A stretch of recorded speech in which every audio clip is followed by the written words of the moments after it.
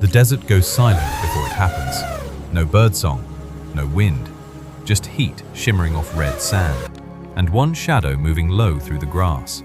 A black mamba, the fastest venomous snake on the continent. One drop of its venom can kill a grown man in under an hour.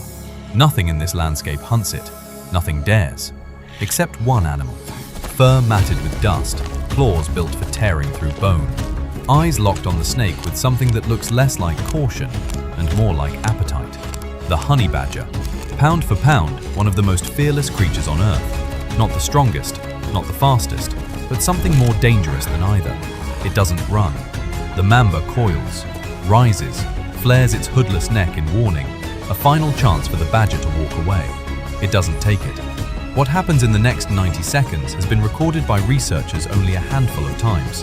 A fight most animals wouldn't survive one bite of, let alone finish.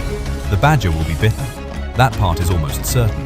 The question is whether it will still be standing afterward, and how an animal with no natural defense against the deadliest venom in Africa keeps walking away. From fights that should kill it, again and again. The savanna stretches flat and dry, cracked earth beneath a punishing midday sun. Somewhere out here, a den waits, empty, unfinished. The honey badger has been digging since dawn. He needs this burrow before nightfall. Predators move differently after dark, and even a badger, fearless as he is, knows better than to sleep exposed. But food comes first. It always does.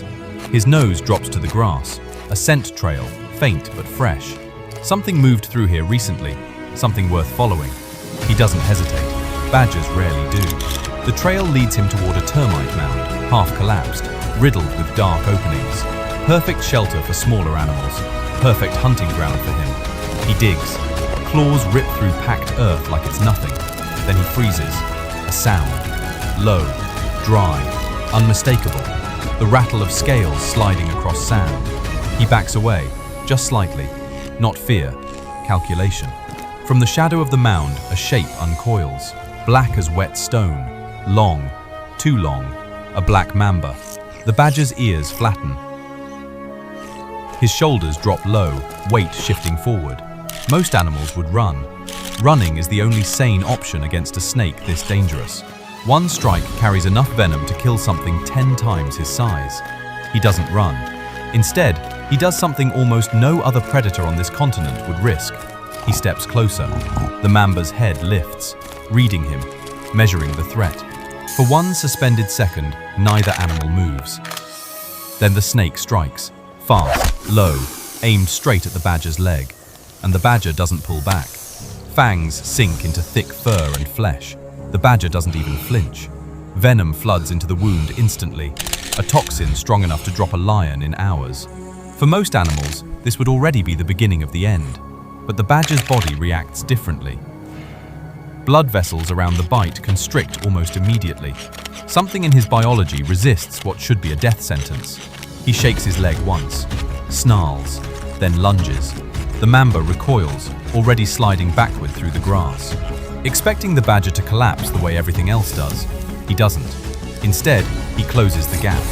In a single burst of speed no one would expect from an animal built like a barrel.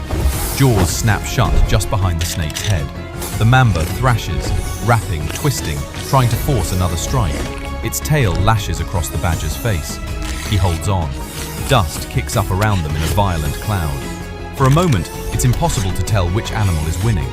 Then the badger's grip shifts, tightens. A sharp crack cuts through the noise. The mamba goes still. The badger drops the body and staggers back, legs unsteady, breathing hard.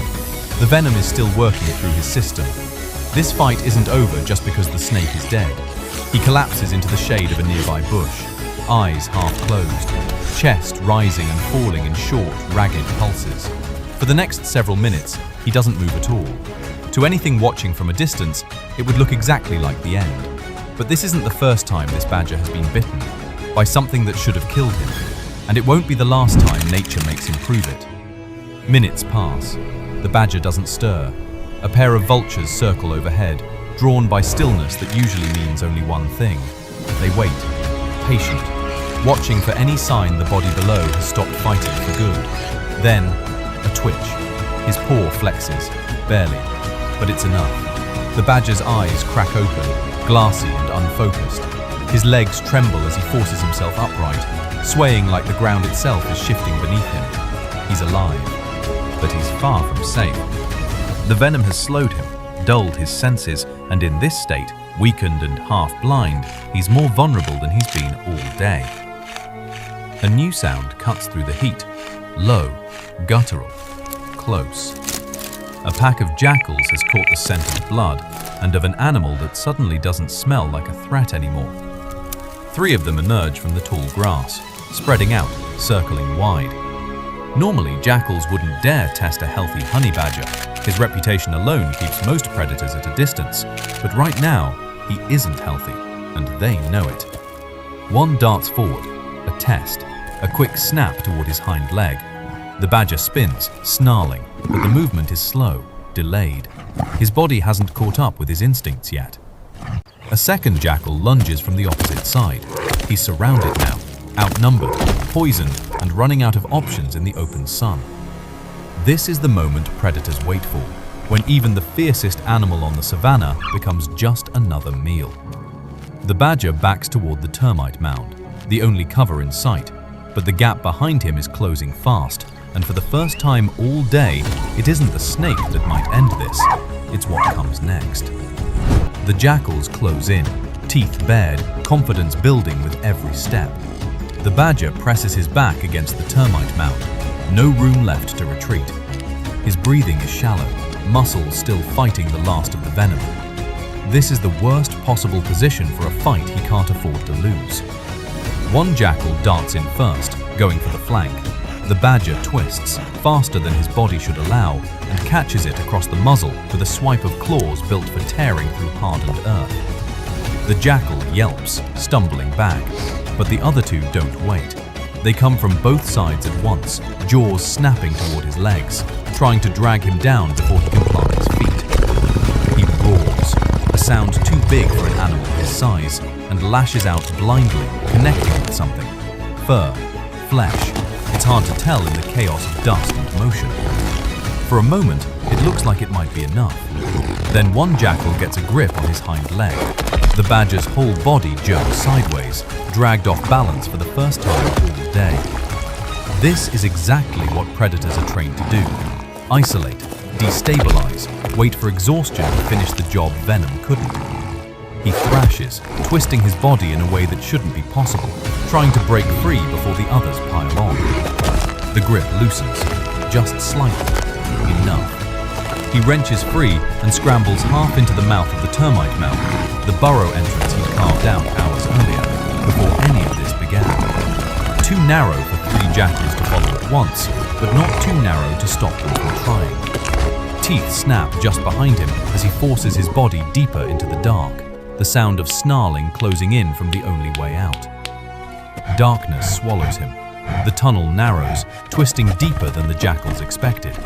Behind him, claws scrape against packed earth. Frustrated snarls echo off the walls.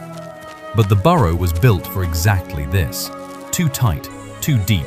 The jackals can't follow where he can crawl. One by one, they give up the chase, backing out into the daylight, pacing the entrance for a while before finally losing interest and moving on. The badger doesn't come out right away. He stays underground for hours, curled in the cool dark, letting his body finish what it started, burning through the last of the venom, healing the shallow cuts along his side. By the time he emerges, the sun is low. The savanna has gone quiet again, the way it was before any of this began. He steps out into the fading light, battered, slower than usual, but alive. Somewhere behind him lies the mamba he never should have survived. Somewhere out there, 3 jackals carry the memory of a fight they didn't finish. Neither encounter should have ended this way, but the honey badger doesn't follow the same rules as everything else out here. Venom that kills lions barely slows him down. Numbers that would scatter most predators only sharpen his instincts. He isn't the strongest animal on the savanna. He isn't the fastest. He's just the one that refuses to stop. As night settles in, he moves on, already searching for his next meal, as if the day's battles never happened at all. Because out here, survival isn't about avoiding danger, it's about outlasting it.